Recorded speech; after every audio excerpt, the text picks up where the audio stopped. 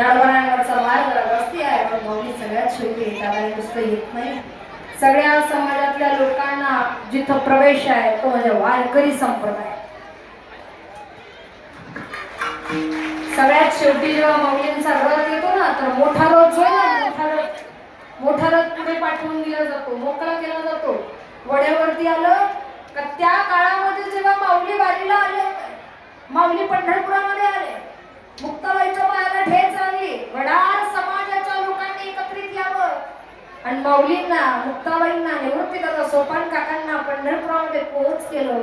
माऊलींनी आशीर्वाद दिला का दरवर्षी तुम्हालाच मान मिळेल. आणि आजही मोठा रथ पुढे काढून दिला जातो आणि वडार समाजाचा छोटा रथ त्या ठिकाणी असतो. नवे नवे मंदिराजवळ आलं, ती मुलं, त्या समाजाची मुलं तो रथ ओढत आणतात. त्यांना इतका अभिमान वाटतो का ज्यांना कोणी नाही त्यांना माझी आळंदीची माऊली आहे.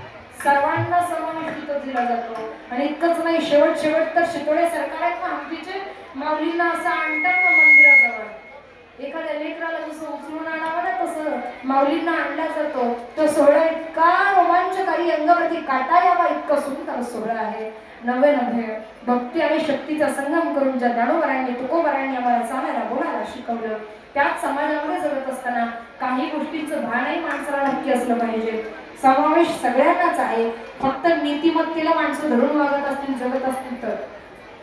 जर नीतिमत्तेच्या बाहेर गेली तर तिथं धर्म, जात, पंथ सगळं काही बाजूला ठेवावं लागतं आणि माणसानं आपल्या कर्तृत्वाला जागावंच लागतं. स्वराज्य सिंहासनावर आरूढ व्हावं, दक्षिण दिग्विजय करता यावं, ते कर्नाटक प्रांतामध्ये दरबारी यामध्ये चर्चेला उधाण आलं, चर्चेला रंगत आली. कर्नाटकाच्या राजाला विचारावं की राजा हमने सुना है आपके पास आज सब कुछ है. तकल्लुफ है, जिंदगी बड़ी मुकद्दर है और हमें भी गुरूर है कि आज आपके पास सब कुछ है, लेकिन आपके पास हाथी ही क्यों नहीं, तुमच्याकडे हत्ती का नाही. कर्नाटकाच्या राजाला विचारावं, उत्तर तरी काय द्यावं महाराजांनी. अरे कोण म्हणाला आमच्याकडे हत्ती नाही, कोण म्हणाला आमच्याकडे हत्ती नाही, आमचा हा एक एक मावळा 100 हत्तींच्या बरोबरीचा आहे, 100 हत्तींच्या बरोबरीचा आहे. मावळ्याचा ऊर भरून आला, आमचा राजा 32 वर्ष सोन्याच्या सिंहासनावरती बसला, पातशाहीला धाक घातला, स्वराज्य निर्माण केलं.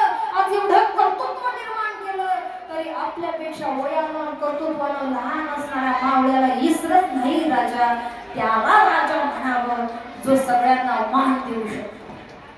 सिंहासनावर कोणी आरूढ होईल, आपल्यापेक्षा वयानं लहान असलेल्या सुद्धा मान सन्मान देता आलं पाहिजे. हे ज्याला कळालं तो राजा झाला. अरे आमचा राजा आमचं एवढं कौतिक करतोय, काय बरं वाटलं माव. कर्नाटकच्या राजाला विचारावा करायचा है तो हमें भी परखना है, हमें भी इम्तिहान लेना है, किस किस्म का हाथी आपके पास है. परीक्षा बघायची, खुशाल घ्या. दिवस ठरला, गावागावामध्ये दवंडी मिटवली गेली. ज्यांना कोणाला हत्तीची माणसाची झुंज बघायची असेल त्यांनी ठरलेल्या ठिकाणी या. उंच असं व्यवस्था, उंच असल्यावर छत्रपती शिवाजी महाराजांनी तत्कालीन कर्नाटक प्रांताचे राजे विराजमान झाले. हातामध्ये तलवार घेऊन याचा जीवाय इशारा झाली. गावाच्या गावात माणसं येऊ लागली, लोटू लागली. हे बघण्याकरता एका हत्तीची आणि माणसाची झुंज असते तरी कशी गावाच्या गावात येऊ लागली, माणसं बसू लागली. आता तलवार घेऊन याचा जीवा इशारा झाली तसा बदल हत्तीला 100 हत्ती एकाच वेळेला ओढा करतात. आता मात्र हत्तीनं काढलं, एक झटका मागा दिला, एक झटका दिला, 100 हत्ती मागे पळाले. आता तलवार घेऊन याचा जीवा हत्ती धावा पुढे आता याचा जी तिथे तुला हत्ती धावा पुढे आता याचा जी तिथे तुला हत्तीने झेप घेतली. तसं डाव्या बाजूला चपायला उडी मारली याचा जीवा, पुन्हा एकदा पवित्र, पुन्हा एकदा हल्ला, पुन्हा एकदा उजव्या बाजूला चपायला उडी मारली याचा जीवा. कधी डाव्या बाजूला, कधी उजव्या बाजूला, कधी डाव्या बाजूला, कधी उजव्या बाजूला. काम कशा करता, कारण प्रत्येक वेळी युद्ध बाहूच्या जोरावर लढून चालत नाही, कधीतरी बुद्धीच्या जोरावर लढावं लागतं, बुद्धीच्या जोरावर लढावं लागतं. शेवटचा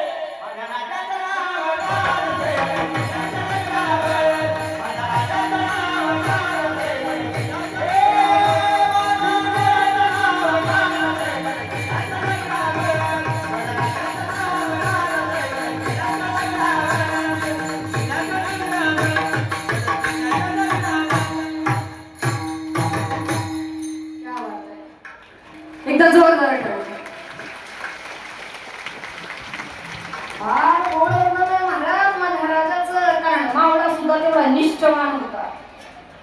तेव्हाची निष्ठा दगडांमध्ये होती म्हणून आजही गड किल्ले शाबूत आहेत. माणसांमध्ये तेवढी निष्ठा होती. आज माणसं कुणीकडे सापडतात सांगता येत. अरे फार गोड वर्णन. स्वराज्याचं तोरण बांधिलं शिवबन राजा.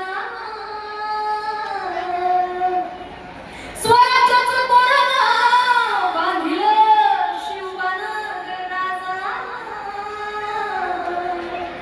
सोहळा सोहळा मराठी मातीचा सहयोग आला.